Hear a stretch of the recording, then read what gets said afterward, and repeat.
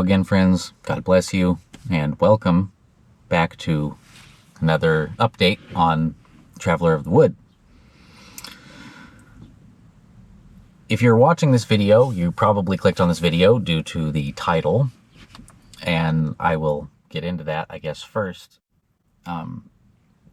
Those of you that have followed my channel for any length of time are familiar with the fact that I was looking for a job for about 2 years and then finally got one, and it was a really amazing job. I found it rewarding and fun, and was really excited to go to work every day. And that's something that I'm pretty unfamiliar with, actually, as far as my work history, other than working for myself, which I always love.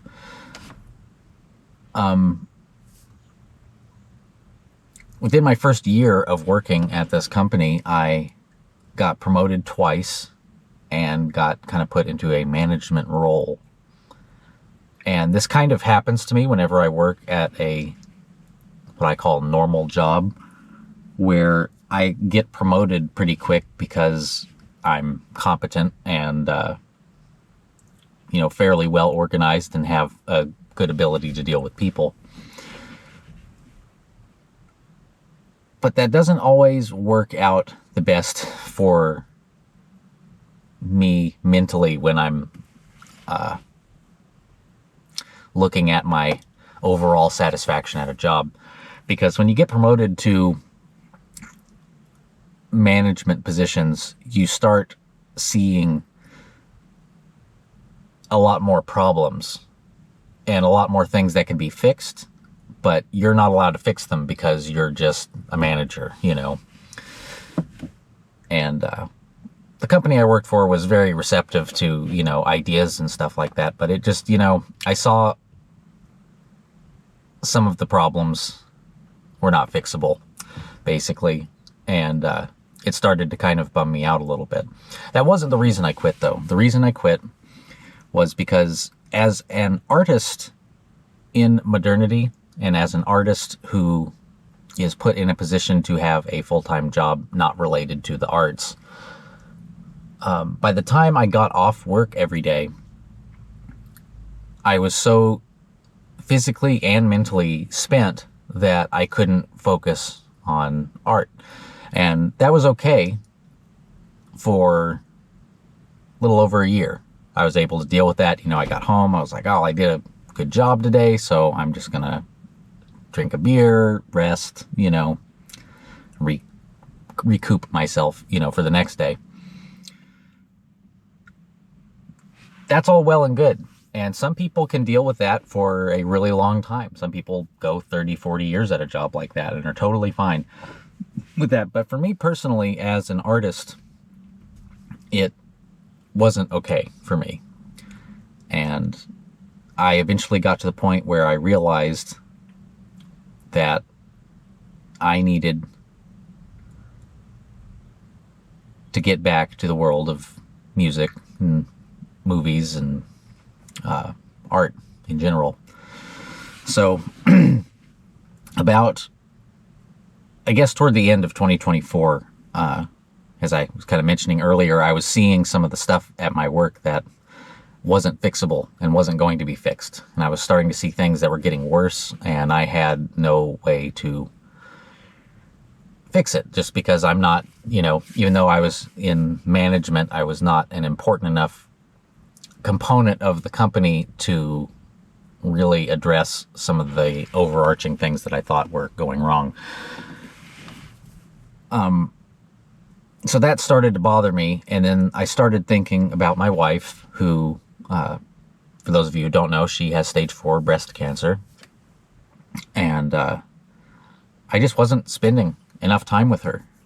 My company was really good. They knew about her cancer and everything, and I was protected under FMLA, which in America, for any of you who aren't in America, that's the Family Medical Leave Act, which basically makes it to where they cannot fire me if I've got to deal with things with my wife, like leaving for emergencies, taking her, to the doctor or the hospital or whatever. And, I had that protection, which is nice. And my company was really understanding about that. But anyway, yeah, it got to a point where I'm just like, I miss my wife. I'm not seeing her. You know, a total per weekday I saw her was probably about 4 to 5 hours, you know, and it's just like, that's not okay for me. So that was the main reason I wanted to leave. And then the second reason was I need to get back to creating things. That's my divine gift, is the gift of creativity, and that's what I have to do with my life. So I just came to the conclusion that that's where the situation was leading me, and I had to do what I had to do. So I gave my job plenty of notice, and they all really like me there, and they were all very understanding and very nice to me. And I think they're actually going to be hiring me as a contractor to do some video work for them here in the near future, which I'm perfectly okay with. I have no ill will against the company. It's a really great place. It was fun driving a forklift around every day.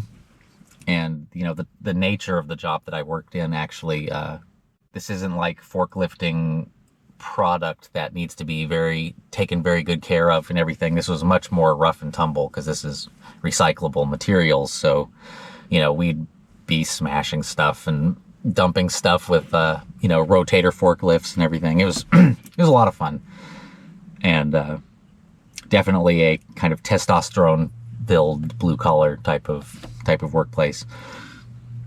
But yeah, at the same time, I'm an artist, and I've got to get back to doing what I do best, which is creating. I'm also hoping to spend a lot more time with this channel, because I have so many things that I want the world to hear, and that's why I made this channel to begin with several years ago, and just never got around to really dedicating time to it. So that's what at least what my plans are right now. As far as other things going on, I decided that I'm going to volunteer a little bit of my time to visit local cemeteries and take photos of grave sites that people have requested photos of online. There's several cemeteries in my area, and I think I'm going to go, you know, and take some photos and fulfill some of these requests. It seems like something rewarding. And, you know, there's something about walking around in a cemetery. I hope to make a video soon where I'm actually walking around in a cemetery, because I have some stuff related to death and the world and how reality works that I want to talk about. Sorry if I seem a little disjointed today. I've had a lot of stuff go on in the last couple of weeks, and you know, some of the stuff has not necessarily been great, and I've been really dealing with that. So to change the subject, I want to talk a little bit about 2025 and what I think we are going to be witnessing this year. There are going to be so many weird things happen this year, and the spiritual battlefield that we are dealing with is way more active than it's been, I mean, I would almost say in my lifetime. Possibly in any of our lifetimes, actually. But I'm sure some of you have already kind of felt this and already kind of seen it. But there is massive demonic influence in the world right now. And it's making people crazy, and it's making people do things that they are probably going to regret. But because of that, this year is going to be a year where all of the masks are coming off. And I'm sure that you've noticed, if you're watching this video already, that my face is not blurred. I used to make all of my videos with either just the whole screen blurred or my face blurred, and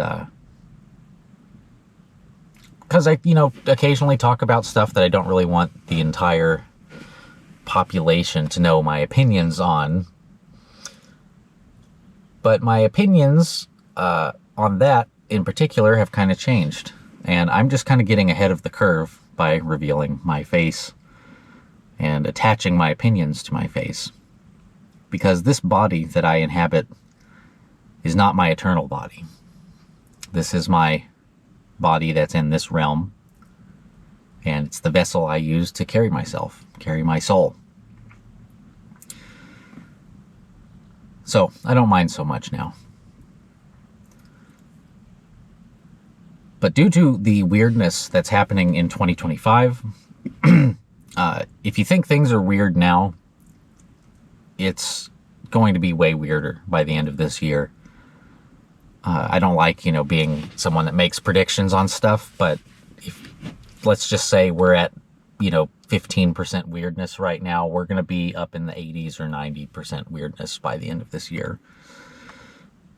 And I can just feel it, I can't really explain it, but I can feel it. And, all the signs point to that anyway.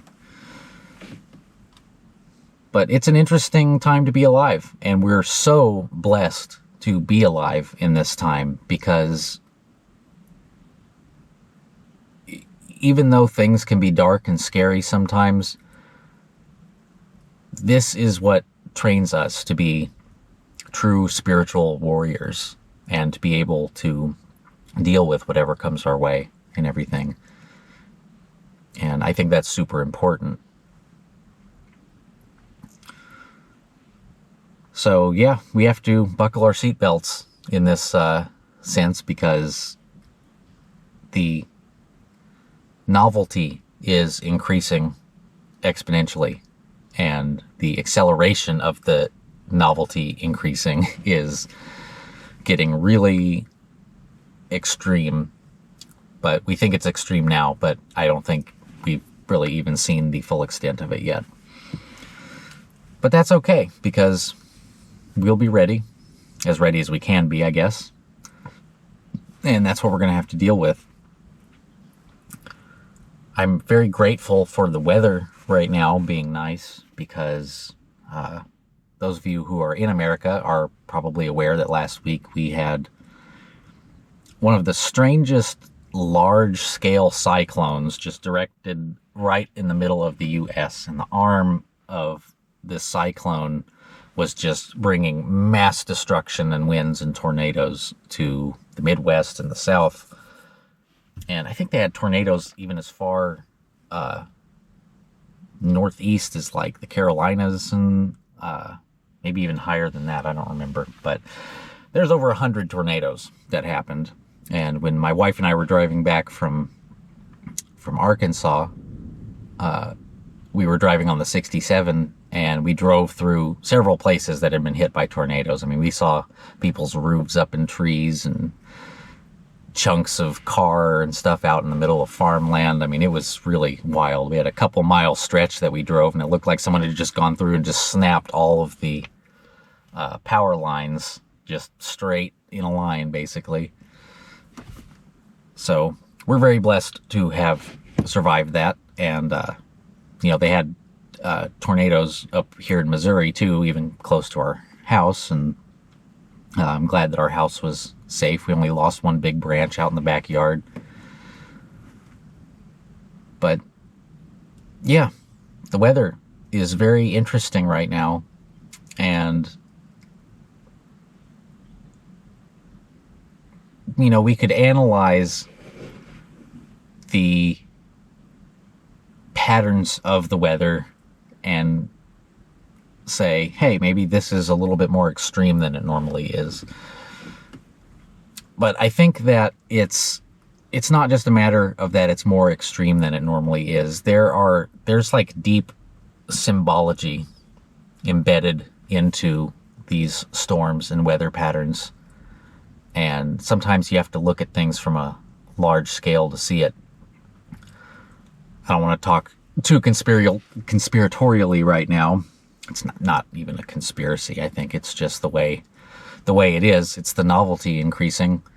But if you look at some of the radar from this last storm system, just expand it out as wide as you can. Like, look at a whole world-sized radar of what's going on over the U.S. and just notice the shape that that cyclone was in and how many arms it had. It was pretty interesting.